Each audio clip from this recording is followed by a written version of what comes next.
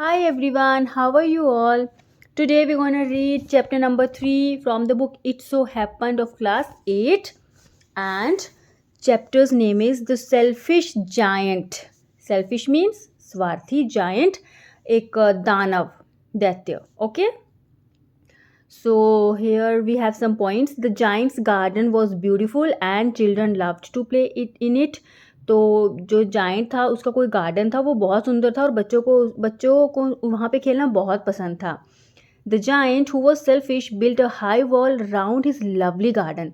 अब जाइंट ने क्या किया था, उसने अपने सुंदर गार्डन के चारों ओर एक ऊंची वॉल बना ली क्योंकि वो सेल्फिश था.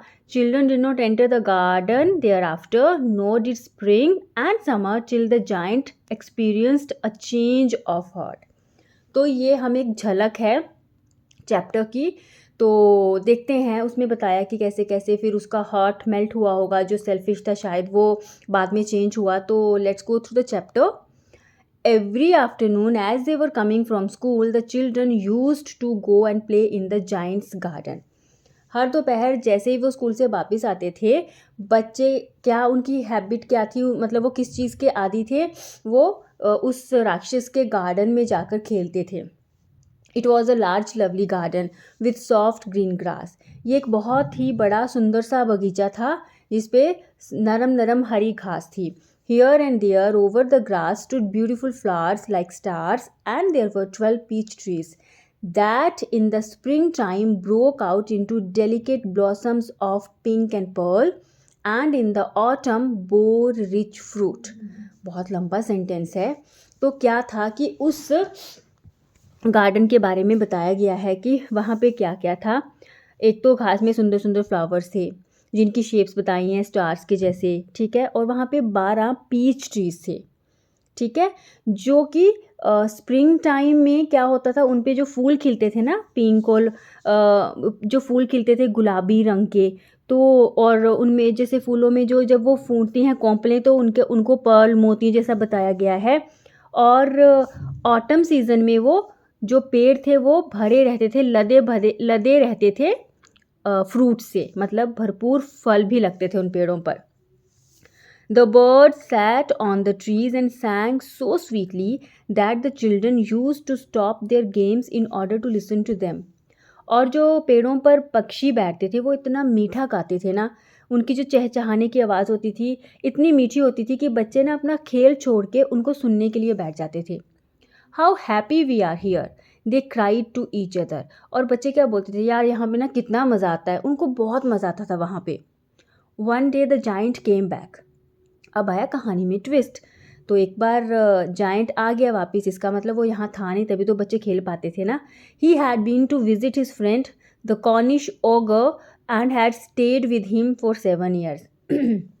अब एक इमेजिनेशन है ना. तो वो जाइंट कहाँ गया था, वो अपने कॉर्निश ओगर भी ओगर जो होता है वो भी एक बहुत बड़ा जाइंट है ना, एक क्रूल दैत्य को ही ओगर भी बोलते हैं. तो वो एक कॉर्निश अपने किसी दोस्त राक्षस के पास गया था और उसके पास वो कब से था, वहाँ पे 7 सालों से वहीं था.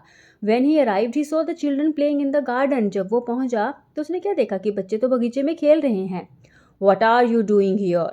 He cried in a very gruff voice and the children ran away. gruff होती है बड़ी ही कठोर आवाज़ में.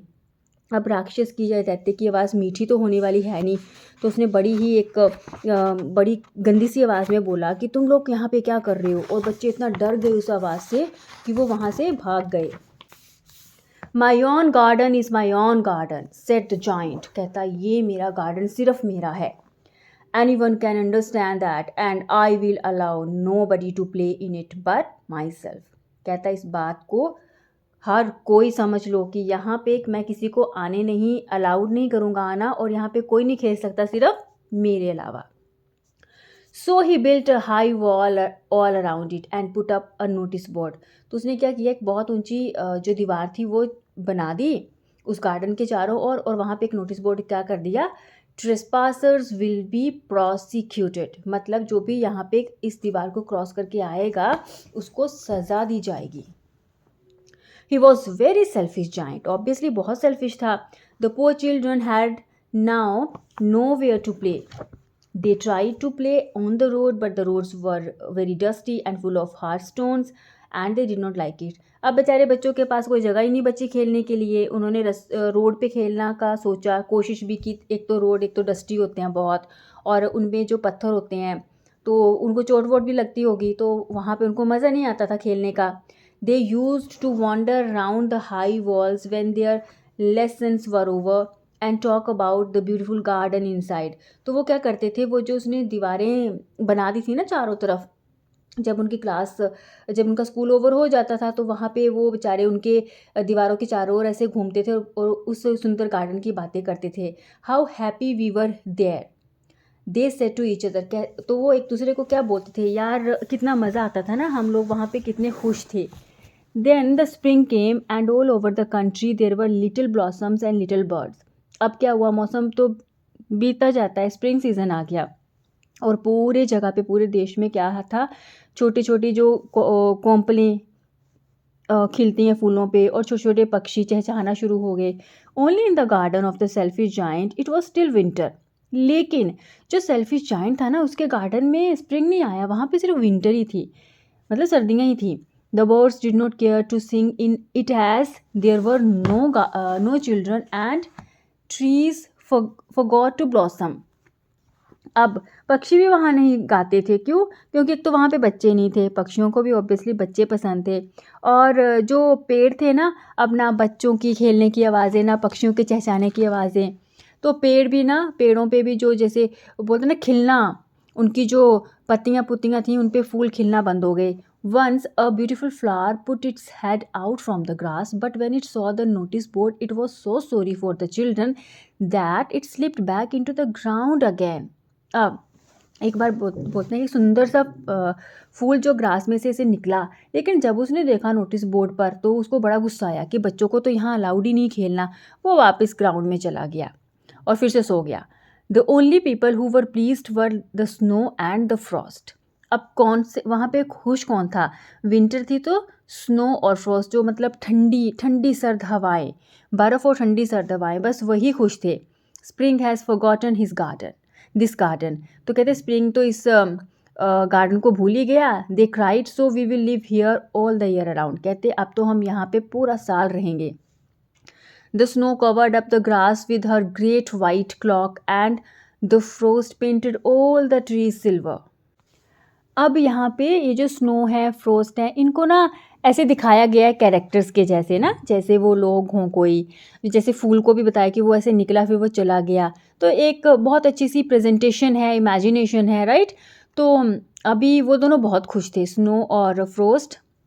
स्नो ने क्या किया, उसने ना घास को पूरा मतलब अपनी जो इसका जो क्लोक बोलो, एक वाइट मिस्ट मतलब कवर कर लिया ना, धुंध से पूरा उसने ग्रास को कवर कर लिया. And the frost painted all the trees silver. और फ्रोस्ट ने क्या किया, ऑब्वियसली वो कैसे दिखेंगे जब चारों तरफ सिर्फ धुंध, ठंड भरी वो हवाओं से जो धुंध आती है और बर्फ़ होती है, तो वो सिल्वर सिल्वर से ट्री दिख रहे थे.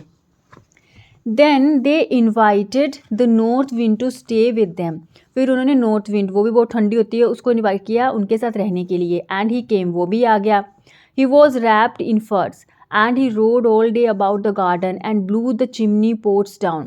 और उसने क्या किया, अब जैसे वो चारों तरफ बर्फ़ थी, फिर हवा चलती है तो वो बर्फ़ फर जैसे हो जाता है ना, तो हर चीज़ कहाँ थी, जैसे बर्फ़ के वहाँ पे ना पूरा बर्फ़ ही बर्फ़ थी. और वो एकदम फाहे जो बर्फ़ के थे, उन्होंने हर चीज़ को अपने आप में रैप कर लिया था.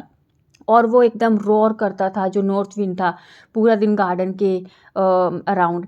और इतनी तेज़ वो चलती थी कि जो चिमनी पोट्स होते थे वो भी झुक जाते थे. This is a delightful spot, he said, we must ask hail on a visit. अब वो कहते हैं तो बड़ी अच्छी जगह है, चलो हेल को भी बुला लेते हैं. हेल क्या है, जैसे ओले होते हैं ना, तो इन सबको एक कैरेक्टर बताया गया है, कैरेक्टर्स की तरह दिखाया गया है. सो द हेल केम, वो भी आ गया. Every day for 3 hours he rattled on the roof of the castle till he broke most of the slates, and then he ran round and round the garden as fast as he could go. He was dressed in grey and his breath was like ice. अब एक imaginary character है, hello जो है वो क्या करता था, 3 घंटे के लिए ना रूफ पर, वो महल की जो छत थी उस पे उसने मतलब एकदम ओले गिरते थे, तो मतलब उसकी जो स्लेट थी ऑलमोस्ट वो टूट ही जाती थी। फिर उसके बाद उसने क्या करना, उसने गार्डन के चारों तरफ ऐसे घूम घूम के जितना वो कर सकता था बहुत स्पीड से। तो उसकी ड्रेस कैसे बताइए, he was dressed in grey and his breath, मतलब वो ग्रे कलर की ड्रेस पहनता था और उसकी ब्रेथ इतनी ठंडी थी जैसे बर्फ हो। I can not understand why the spring is so let in coming, said the selfish giant. अब जाइंट सोचता था कि इस बार स्प्रिंग क्यों नहीं आ रहा, इतना लेट कैसे हो गया। as he sat at the window and looked out at his cold white garden, है ना, तो वो खिड़की के पे बैठा था और ऐसे देख रहा था बाहर अपने वाइट कोल्ड गार्डन में। I hope there will be a change in the weather, और वो सोचता है कि देख मतलब उम्मीद करता हूँ मौसम बदलेगा। But the spring never came NOR the summer, लेकिन ना तो स्प्रिंग आया ना ही समर आई, गर्मी भी नहीं आई। The autumn gave golden fruit to every garden but to the giant's garden she gave none. अब जो ऑटम थी ना, उसने वसंत ऋतु ने क्या किया, उसने तो हर जगह गार्डन में फ्रूट्स दिए, लेकिन जायंट के गार्डन में तो कुछ भी नहीं दिया। He is too selfish she said. Autumn ने भी क्या बोला, बहुत सेल्फिश है वो। So it was always winter there and the north wind and the hail and the frost and the snow danced about through the trees. तो वहाँ पे हमेशा विंटर थी और north wind, hail, frost, snow ये सब वहाँ धमाल कर रहे थे। One morning the giant was lying awake in bed when he heard some lovely music. एक सुबह क्या हुआ, जाइंट जो था वो ऐसे जागा हुआ था लेकिन लेटा हुआ था बेड पे, तो उसने एक बहुत सुंदर सा म्यूजिक सुना। It sounded so sweet to his ears that he thought it must be the king's musician passing by. इतना अच्छी थी ना वो, तो उसको ऐसे लगा कि राजा के जो म्यूजिशियन है ना वो क्रॉस कर रहे हैं। It was really only a little Lynette singing outside his window. तो था क्या, एक ना छोटा सा लिनेट क्या होता है, छोटा सा ब्राउनिश पक्षी होता है जो गाता है, ठीक है। तो उसने सोचा कि ये राजा के कोई लोग हैं, लेकिन वो एक्चुअली में क्या था, छोटा सा एक पक्षी था जो उसकी विंडो के बाहर गा रहा था। But it was so long since he had heard a bird singing in his garden that it seem to him to be the most beautiful music in the world. अब उसको भी इतना अच्छा, इतना खास क्यों लगा, क्योंकि उसने कितने टाइम बाद ऐसा सुना था, तो उसको तो वो बहुत ही सुंदर म्यूजिक लगा। Then the hail stopped dancing over his head and the north wind ceased roaring and a delicious perfume came to him through the open casement. अब क्या हुआ, जैसे उस पक्षी ने गाया तो हेल रुक गया, मतलब हेल डांस कर रहा था वो भी रुक गया, नॉर्थ विंड भी रुक गया जो रोर करता था वो, और ना बहुत ही खुशबू सी बहुत अच्छी आई। ओपन केसमेंट, विंडो की ना, एक विंडो का मतलब हिस्सा होता है डोर के जैसा खुल जाता है ना, वहाँ से। I believe the spring has come at last said the giant and he jumped out of bed and looked out. वो बहुत खुश हुआ। जाइंट कहता है मुझे लगता है कि आखिरकार अब स्प्रिंग सीजन आ ही गया, और वो बेड से नीचे उतरा और उसने बाहर देखा। अब आपका आगे कॉम्प्रिहेंशन चेक है, ठीक है, and second part started from here. He saw a most wonderful site, उसने बहुत ही प्यारा सा एक दृश्य देखा। Through a little hole in the wall, the children had crept in, and they were sitting in the branches of the trees.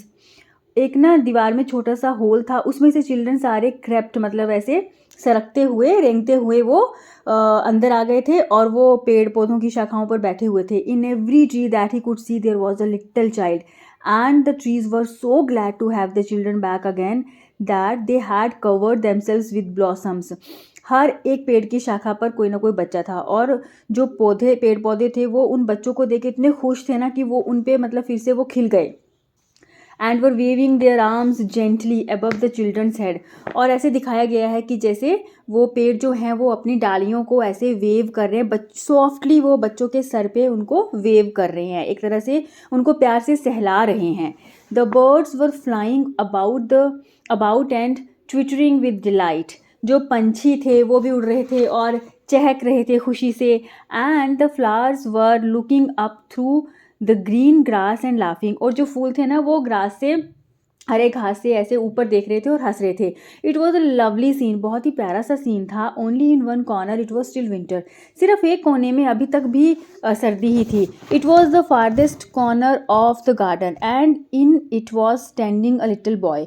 ये ना जो गार्डन का सबसे दूर वाला कोना था, और वहाँ पर एक छोटा सा बच्चा लड़का खड़ा था। He was so small that he could not reach up to the branches of the tree. वो इतना छोटा था ना कि वो पेड़ की शाखाओं तक पहुंच नहीं पा रहा था। And he was wandering all around it, और वो ऐसे ना उसके चारों तरफ घूम रहा था, क्राइंग बिटरली, रो रहा था जोर से। The poor tree was still covered with frost and snow, और जो बेचारा वो पौधा था जिसपे अभी तक कोई बच्चा नहीं था, वो बच्चा इतना छोटा था कि उस पर चढ़ नहीं पा रहा था, तो वो अभी तक पूरा बर्फ़ से ढका हुआ था। And the north wind was blowing and roaring above it. और सिर्फ वही एक पेड़ था जहाँ पे स्नो था, फ्रोस्ट था, और वो नॉर्थ विंड भी वहीं पे अभी तक ब्लो कर रहा था और दहाड़ रहा था। Climb up little boy, said the tree, and it bent its branches down as low as it could, but the boy was too tiny. अब पेड़ क्या बोल रहा था, आ जाओ चढ़ो, मतलब छोटे प्यारे बच्चे। और जो पेड़ था वो अपनी शाखाओं को नीचे झुका रहा था, लेकिन वो लड़का इतना छोटा था ना कि वो नहीं चढ़ पा रहा था। And the giant's heart melted as he looked out, और जैसे ही उस राक्षस ने वो देखा, उसका ना दिल पिघल गया। How selfish I have been, he said, कहता मैं कितना स्वार्थी था ना। Now I know why the spring would not come here, कहता अब मुझे पता चला कि स्प्रिंग यहाँ पे आ ही क्यों नहीं रहा। I will put the poor little boy on the top of the tree, and then I will knock down the wall, and my garden shall be the children's playground forever and ever. उसने बोला मैं इस बच्चे को पेड़ पर मतलब top of the tree पेड़ पे चढ़ा दूंगा, और मैं ये दीवार तोड़ दूंगा, और मेरा जो गार्डन है वो बच्चों के लिए मतलब बच्चों के खेलने का मैदान बनेगा हमेशा के लिए। He was really very sorry for what he had done, वो बहुत दुखी था, सच में वो शर्मिंदा था कि उसने क्या किया था। So he crept downstairs and open the front door quite softly and went out in to the garden. वो गया, मतलब रेंगते हुए नीचे गया, उसने डोर खोला फ्रंट वाला आराम से, और वो नीचे गार्डन में गया।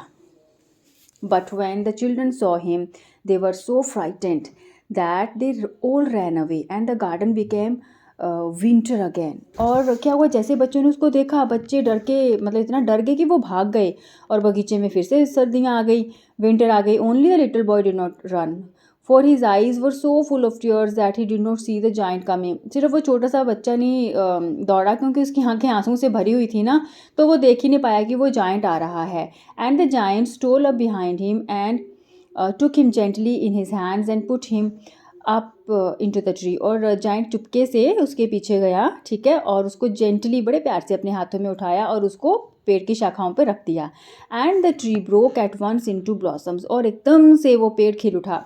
And the birds came and sang on it, पक्षी आए और गाने लगे। And the little boy stretched out his 2 arms and flung them round the giant's neck. और उसने, छोटे से बच्चे ने क्या किया, दोनों अपनी आर्म्स ऐसे की और उनको ना flung them round the giant's neck, उनको एकदम से राक्षस को उसने मतलब एक तरह से जादू की जप्पी डाल दी, ठीक है। एंड किस्ड हिम, उसने उसको पप्पी भी करी। And the other children when they saw that the giant was wicked any longer, और जब उन्होंने देखा बच्चों ने कि जो वो जाइंट था वो भी विकेड नहीं है, मतलब वो बुरा नहीं है, उन्होंने देखा कि वो तो बड़े अच्छे से ट्रीट कर रहा है ना बच्चे के साथ। Came running back and with them came the spring, भागते हुए आए और उनके साथ ही स्प्रिंग भी आ गया। It is your garden now little children said the giant, and he took a great x and knocked down the wall. ये अब तुम्हारा गार्डन है प्यारे छोटे बच्चों, जाइंट ने कहा, और उसने एक बड़ी सी कुल्हाड़ी ली और सारी दीवार तोड़ दी। And when the people are going to market at 12 o'clock they found the giant playing with the children in the most beautiful garden they had ever seen। और जब जैसे लोग 12 बजे दोपहर को मार्केट में जा रहे हैं, तो उन्होंने देखा कि जो राक्षस बच्चों के साथ खेल रहा है, और बहुत ही खूबसूरत गार्डन था, जो उन्होंने ऐसा गार्डन कभी देखा ही नहीं था।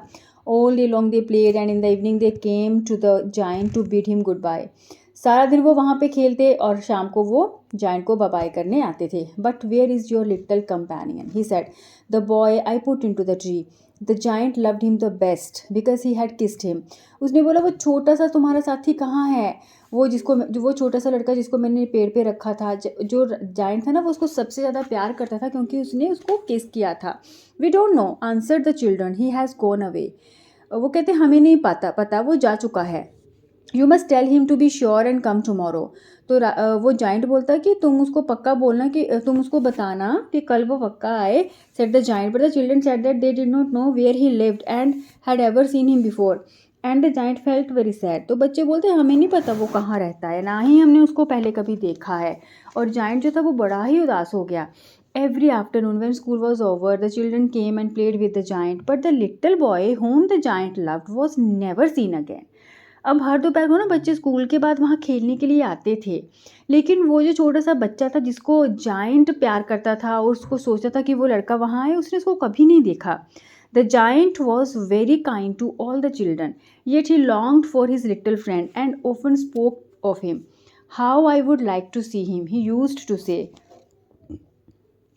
जाइंट जो था वो सभी बच्चों के लिए बहुत ही मतलब काइंड था, सबसे बड़े प्यार से रहता था, लेकिन उसका जो मतलब हमेशा उसकी एक इच्छा रहती थी कि वो लड़का उसे दोबारा मिले।